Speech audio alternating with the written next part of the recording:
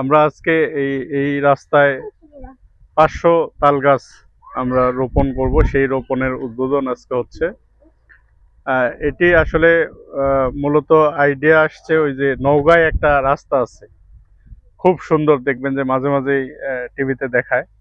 তো আমরা কৃষি অফিসার মহোদয় উনি আছেন, উনি যখন আমাকে বললেন যে আমরা এরকম 400 তাল গাছের চারা কৃষি প্রণোদনার আওতায় পাচ্ছি, তো তখনই আমার মাথায় এসেছে যে আমরা যে কোনো একটি রাস্তায়, এগুলা বিভিন্ন প্রতিষ্ঠান বা ভিন্ন ভিন্ন রাস্তায় না দিয়ে যে কোনো একটি রাস্তাকে আমরা নির্বাচন করে সেই রাস্তায় গাড়বো, যাতে ওই ওই রাস্তাটা একটা পর্যটন স্পট হিসেবে প্রতিষ্ঠিত হয় আর কি।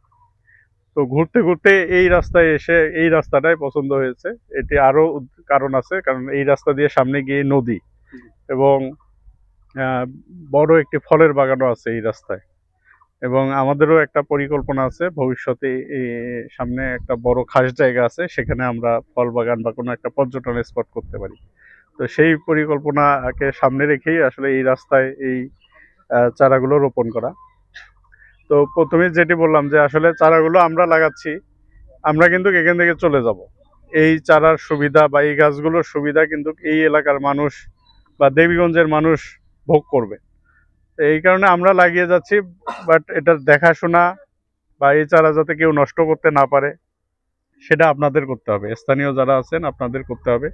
তা আমার সবার প্রতি অনুরোধ থাকবে, আপনারা এই চারাটা আসলে আমরা তো চলেই যাব, আমরা তো হয়তো 10 বছর 20 বছর পরে এসে যদি কখনো আসি, এই গাছগুলো যদি দেখতে পারি, আমরা যাতে স্মৃতিচারণ করতে পারি যে এই গাছগুলো আমরা এলাকাবাসী সহ এই রাস্তায় রোপণ করেছিলাম, সেটা আজকে এই রকম এত সুন্দর একটি পর্যটন স্পটে পরিণত হয়েছে।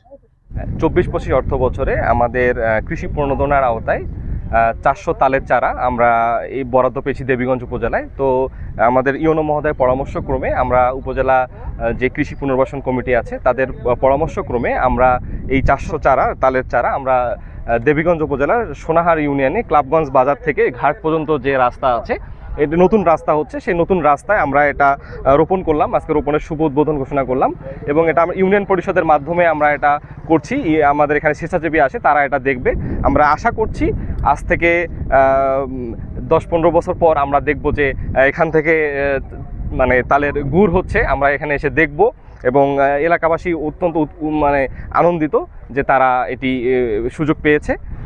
আজকে যেই 400 তালের চারা রোপণের যে উদ্বোধন করা হলো সোনাহারের পক্ষ থেকে একজন পরিবেশ কর্মী হিসেবে, এটি আমি অত্যন্ত মানে সন্তুষ্ট, এবং হচ্ছে যে আমি চেয়েছিলাম যে এমন একটা কাজ করা হোক যেটি আমরা দীর্ঘদিন যা পরে যাতে আমরা গর্বের সহিত বলতে পারি যে এই জায়গায় এই গাছগুলো আমরা থাকা অবস্থায় রোপণ করা হয়েছে।